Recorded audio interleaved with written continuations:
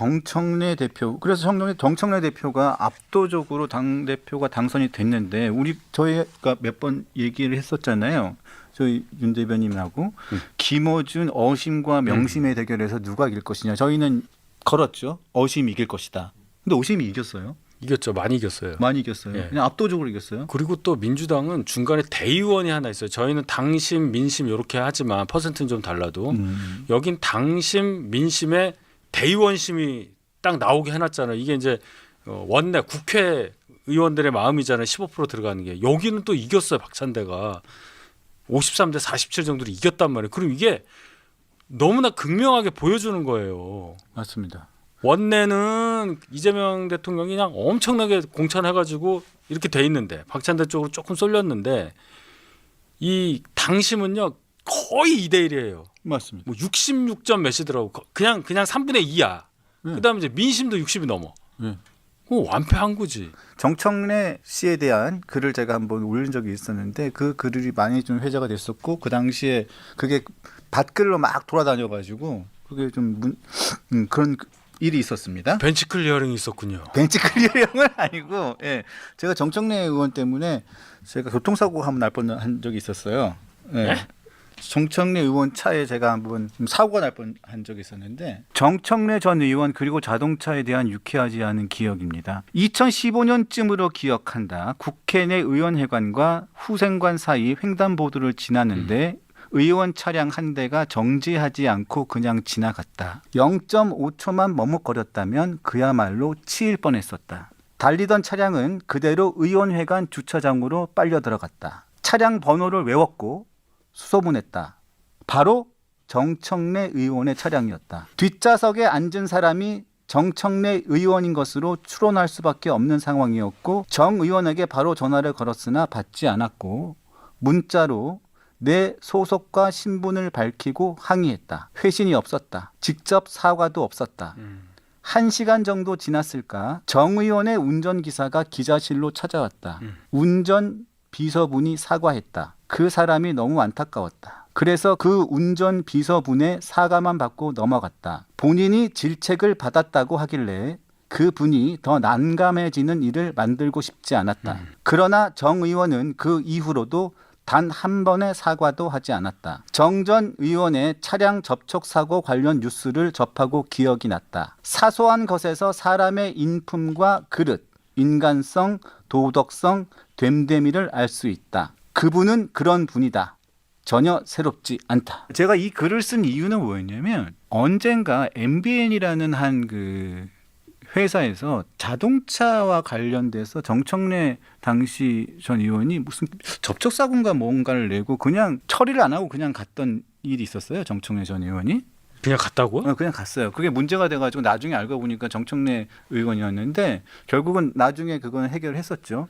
그 에피소드를 보고 제가 페이북에 썼던 일인데 여당 당대표가 된 정청래 대표님과 저의 에피소드입니다. 에피소드라는 표현은 조금 너무 부드러운데요. 그럼 뭐라고 할까요? 아까 얘기했잖아요. 벤치 클리어링. 벤치 클리어링? 우리가요. 정청래 대표가 이제 되고 난 다음에 한 얘기가 있잖아요. 국민의힘은 협치 대상이 아니고 대화의 상대도 아니고 악수도 안 할 거다. 그게 이제 10년 전에도 나온 거 아니에요. 뭐 이분이 기자든 뭐든 간에 나하고 얘기할 사람이 아니야. 그럼 뭐 기사가 알아서 하면 난 모르겠고. 그러한 인식이 바탕이 돼 있으니 강선우를 제일 먼저 감싸고 돌잖아요. 그러니까 갑질이라는 것에 대한 이게 갑질이에요. 그렇지. 이걸 갑질한 거잖아. 그러니까 이거 그래 된다는 거지. 네. 자기도 갑질했는데 당 대표 됐네. 갑질하면 당 대표가 되네. 네. 뭐 이렇게 된 거 아니겠어요? 네. 그럼 다음 당 대표는 강선우네. 이거 다시 페북에 올릴까? 올려야죠. 또 한번 올려야겠네요. 요새요, 저 뭐 비 오고 그러면 네. 저 스포츠 채널에서 역대 벤치 클리어링 탑 20 그래가지고 엄청 나와. 이 정도는 해도 되지. 제가 심심하면 또 한 번씩 읽어드리겠습니다. 뭐 뒷발차기 뭐 이런 거 다 나와요. 너무 재밌어. 이거 재밌다는 얘기는 아닙니다. 아니 이거는 저에게는 잊혀지지 않는 기억입니다. 왜냐하면 저는 그때 생명의 위협을 느꼈어요. 0.5초였어요. 0.5초. 왜냐하면 제가 허리 디스크가 굉장히 안 좋아서 그때 2번인가 3번을 그 시수를 크게 하고 쩔뚝쩔뚝거리면서 걷고 있는 상황이었는데 차가 휙 지나갔단 말이에요. 그래서 제가 조금만 늦게 늦었으면 늦었으면 그 차에 치였어요. 근데 그냥 사과도 없이 그냥 지나가더라고요. 근데 그 차가 정청래 당시 의원의 차였어요. 근데 빨리 가자고 했나 보다. 예? 빨리 가자고 했나 봐요. 네네네. 그 차가. 그래서 제가 수차례 전화해서 제 소속을 밝히면서 사과를 요구했는데 본인이 사과를 해야죠. 그런데 운전기사분을 보내가지고 제 기자실에 있는데 그러니까 본인이 다 인지를 한 거잖아요. 그러니까 운전기사분을 보낸 거죠. 그래서 운전기사분이 저를 찾아와서 본인이 잘못했다. 뭐 저 의원님은 뭐 빨리 가라고 하지 않으셨는데 제가 급해서 빨리 왔다 이렇게 얘기를 하면서 자기가 질책을 엄청 받았다고 하면서 사과를 본인이 하는데 왜 본인이 사과를 합니까? 뒤에 탄 사람이 원래 내려가지고 어떻게 되셨냐 이런 당연한 거 아니에요. 상례잖아. 그게 기본적인 거죠. 그게 기본적인 사람의 예의죠. 그런 걸 안 해야 공천받고 배지다나 봐. 이걸 벤치 클리어링이라고 합니까? 네. 벤치 클리어링을 했어야 되는데 네. 그게 안 된 상황. 안 된 상황이죠. 그때는 제가 뭐 힘이 미약하고 지금도 미약하지만 제가 알았으면은 네. 벤치 클리어링 같이 했지. 저는 허리가 괜찮으니까 막 뛰어가서 잡았지. 그러니까요. 못 잡았어요. 못 해가지고. 잡았어요. 제가 잡을 옛날에 수가 없었어요. 공익근무할 때 버스 정류차로 그 담당이었기 때문에 차 쫓아가서 이게 하는 건 정말 선수예요. 네. 요새는 자동 카메라로 합니다. 네. 전에는 사람이 세웠어요. 네, 그랬던 정청래 의원이 지금은 여당의 당 대표가 돼서 지금 엄청난 권력을 쥐고 있습니다. 권력을 쥐었고, 자 그런 정청래 의원이 대주조 양도세 관련돼서 질문을 하니까 이렇게 대답했습니다. 자 오늘은 정당대회 관련된 것만 물어보셨으면 좋겠어요 하고 대답을 회피했습니다. 그리고 당 대표가 선출되자마자 정청래 대표가 각별히 챙긴 인물 누굴까요? 아까 얘기했죠. 차기 당대표 유력 후보 강선우. 강선우. 자 이분이 제가 보니까 전 몰랐는데 이분이 이런 것도 했더라고요. 또 있어요? 앵벌이요? 앵벌이? 앵벌이? 한 푼 주십시오? 한 푼 주십시오. 이런 것도 했더라고요. 네. 강선우 의원의 그 후원금 계좌에 후원금을 모집하는데 본인이 나타나셔가지고 자 본인이 앵벌이라고 직접 얘기를 하면서 얘기를 했더라고요. 자 한 푼 줍쇼 하면서 기억나죠 그때. 네 그런 것도 자기 합니까? 창피한 거 없다 그러면서 네, 막 강선우의 한 푼 줍쇼. 자 강선우를 부탁합니다. 앵벌이 단장 정청래 올림. 강선우에게 한 푼 줍쇼. 뭐 이런 것도 하셨어요. 품격이라는 거는 하나도 없군요. 야 정말 뭐 이렇게까지 해야 돼? 그냥 강선우 의원의 그냥 뭐 의정 활동을 뭐 후원해 주십시오. 이렇게 얘기하면 되지. 뭐 굳이 앵벌이 단장 정청래 올림. 강선우에게 한 푼 줍쇼. 이게 뭡니까? 그거 이렇게까지 해야 됩니까? 저는 민주당에서 가장 품격 관련해서 문제가 있다고 본 사람을 오산에서 오선한 안민석 의원으로 봤는데 네. 따라갈 수 없습니다. 확실히 정청래 의원이 한 수 위예요. 네. 한 수 위고 이렇게 보시면 될 것 같습니다. 왜 그럼 강선우를 저렇게까지 싸고 도느냐. 정청래 의원은 꿈이 커요. 40년 전부터 그렇게 극렬하게 학생운동하던 사람들의 머릿속에는 그 당시의 상황이 그대로 안 변하고 머릿속에 있기 때문에 본인들 세대에서 대통령 후보가 나오고 정권을 잡아야 되는 거예요. 아직 그게 완수가 되지 않았어요. 그래서 이제 386이 486 되고 586 됐더니 이제 686 됐잖아요. 786 될 때까지 민주당을 장악하고 있을 겁니다. 앞으로 5년 동안 정청래 의원 등 그 세력들이 준동하는 것을 우리는 봐야 돼요. 근데 기반을 마련하기 위해서 후계자가 없거든요. 운동권은. 그러니까 어떻게 하냐면 정치적으로 좀 불리하지만 뭔가 이 휘발성이 높은 사람들을 자기 편으로 끌고 오죠. 그게 강선우예요. 네. 이런 문제적 의문들을 많이 포섭을 할 거예요. 이 사람들은 생존의 문제이기 때문에 엄청 달라붙을 겁니다. 근데 여기에 또 열광을 해요. 요번에 강선우 물러나라 했을 때 박찬대 의원이 이러면 떨어지겠다 했더니 역시나 그 분위기가 갑자기 바뀌어가지고 강선우가 17분 만에 받았잖아요. 그래요, 나 관둘게요. 그랬더니 민주당 내에서 강선우 감싸는 분위기가 갑자기 생겨버리고 갑질 얘기는 쑥 들어가고 강선우가 만약에 출마할 수 있었으면 강선우가 당대표 될 상황이었다고. 근데 정말 이런 정치 문법이 통합니까? 민주당에서는 우리 당도 통하잖아요. 통해요? 강성 지지층에 몰려 있는 게 자 그래도 저희는 강성 지지층에 매몰된 이 상황에 대해서 반성하는 목소리가 그래도 있어. 저는 그렇게 오래 갈 것 같지는 않아요. 제가 볼 때는. 네. 우리 앵커님은 어떻게 보실지 모르지만 네. 민주당은 아직도 한참 남았다는 게 제가 그래서 7, 86 얘기를 하는 거예요. 86 세대가 70대가 될 때까지 권력을 행사할 수 있는 상황이 민주당의 답답한 상황이다. 산소가 하나도 없는 거지. 자, 그래서 정청래 당 대표가 저는 사실 좀 그렇습니다. 아니 당 대표가 됐는데 처음으로 한 일 중에 하나 그리고 공개한 게 강선우 의원과 통화를 했다. 많은 위로를 해줬고 당 대표로서 힘을 되드리겠다고 약속했다. 강 의원의 든든한 울타리가 되겠다. 울타리가 되겠다? 뭘 해주겠다는 얘기일까요? 다음 공천 뭐 이런 거 얘기하겠죠. 정청래 분명 한 번 더 나올 겁니다. 강선우 아니 이재명 모델을 따라갈 거라고요. 당 대표를 네, 한번 더. 분명히 그런 식으로 갈 거예요. 그래서 이재명 대통령 우리가 여기 봐야 되는 게 자 권불 10년도 아니고 권불 10주가 돼 버렸어요 지금. 이재명 대통령이 여당 전당대회에서 아무런 힘을 발휘하지 못한다는 게 증명이 돼 버렸잖아요. 강선우 누가 잘랐냔 말이에요. 자진 사퇴? 에이 아니죠. 자진 사퇴 무슨. 근데 대놓고 뭐라 그랬어요? 나는 강선우의 든든한 울타리가 되어주겠다. 같이 비를 맞아야 동지다. 그럼 이재명 대통령 동지가 아니란 얘기 아니야. 이거 무서운 얘기라니까. 이렇게 빨리 여권이 분화한 적을 본 적이 없어요. 그렇죠. 그렇죠. 우리 그걸 보잔 말이에요. 그걸. 이재명 대통령도 엄청 허탈할 거예요. 정말 고비 넘어서 대통령이 됐는데 엄청나게 허탈한 감정을 느낄 겁니다. 이거 뭔가. 일은 엄청 많아. 트럼프 만나야 되고 골프 연습도 해야 돼. 뭐 하면 뭐 해야 되고 뭐 막 이가 흔들리고. 근데 이제 당은 저렇게 해서 자기 완전히 이제 더 이상 선거 나갈 사람 아니니까 완전히 일로 쏠려버렸단 말이에요. 박찬대 완전히 뭐 6대 4도 아닌 거 아니에요. 그렇죠. 그렇죠. 이거 완전 떡실신이지.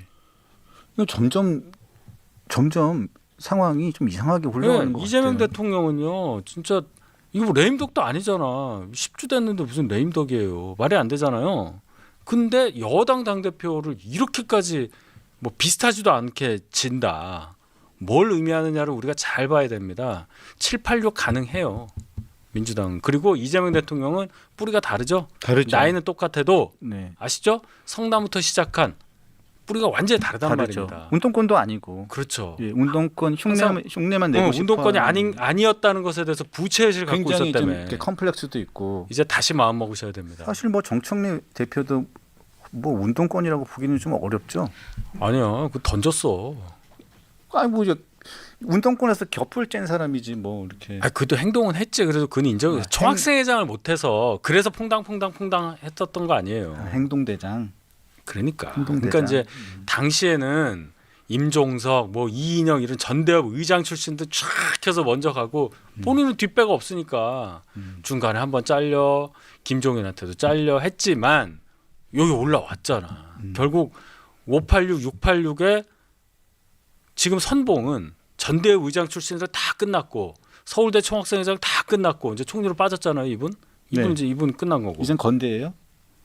아니 뭐 학교를 얘기하는 게 아니라 네. 총학생회장 시대에서 이제 이제 행동대원 행동대. 던져본 사람 나와 뭐 이렇게 되는 거지. 그래서 선명하단 말이에요. 여기 열광하는 것 같아. 근데 책임의 크기가 크기 때문에 과연 젊을 때 제대로 철학적인 윤리적인 그리고 실질적인 공부를 했느냐 여부가 여기서 나올 겁니다. 한 두어 달만 지켜보시자고요. 그러니까 전당대회 끝나고 주식 양도세 얘기하니까 오늘은 전당대회 얘기만 하시죠 한 얘기는 잘 몰라서일 수가 커요. 제가 볼 땐.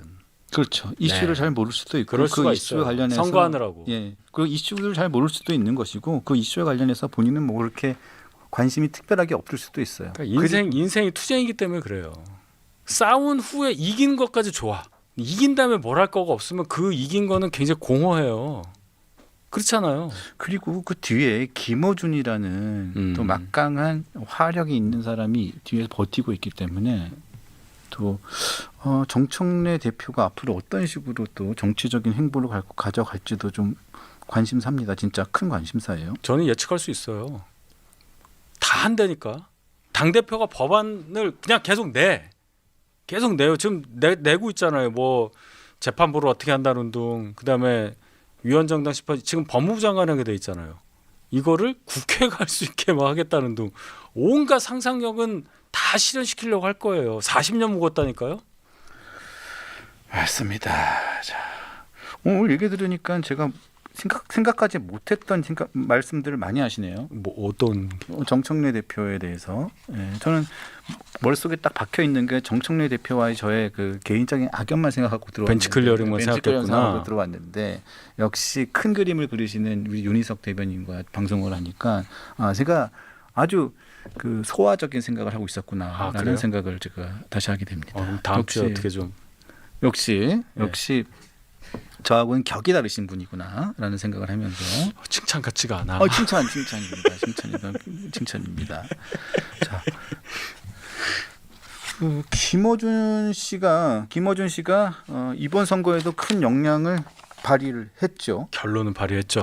예. 자, 근데 김어준 씨가 이번에 강선우 보좌관 갑질 논란에서도 계속 일관된 입장이었어요. 그렇죠. 정청래 대표하고도 같은 입장이에요. 똑같죠. 물러날 만한 일은 확인된 게 없다. 그리고 이재명 대통령을 흠집내기 위해서 언론이 강선우를 건드린 것이다. 뭐 이런 취지로 얘기했었잖아요. 계속. 그렇게 되면 박찬대 전 원내대표는 뭐가 되는 겁니까? 그냥 박찬대는 박찬대 한 거예요. 근데 생각보다 표 차이가 너무 많이 났어요. 너무 많이 난 것도 대의원 표가 그나마 받쳐준 거지, 그것마저 무너졌으면 진짜 2대1 나왔다니까요. 7자 나올 수도 있었어. 분위기상. 그 완전 2명 나오는 데서 앞에 7자가 나오면요, 그는 끝난 거예요, 정치적으로. 그래서 박찬대 의원이 이제 3선이고 뭐 그동안 이재명 당시 당대표와 함께 여러 가지 호흡을 맞추고 원내대표까지 되는 과정까지는 왔는데 참 정치적으로는 정청래라는 문제적 인물에 비하기는 좀 어려웠다. 처음에 저는 이재명 대통령이 그래도 대통령이 됐으니까 급발로 박찬대가 될 수도 있어라고 생각했는데 완전히 틀렸고, 저도 그래서 다시 한번 큰 그림을 고쳤어요.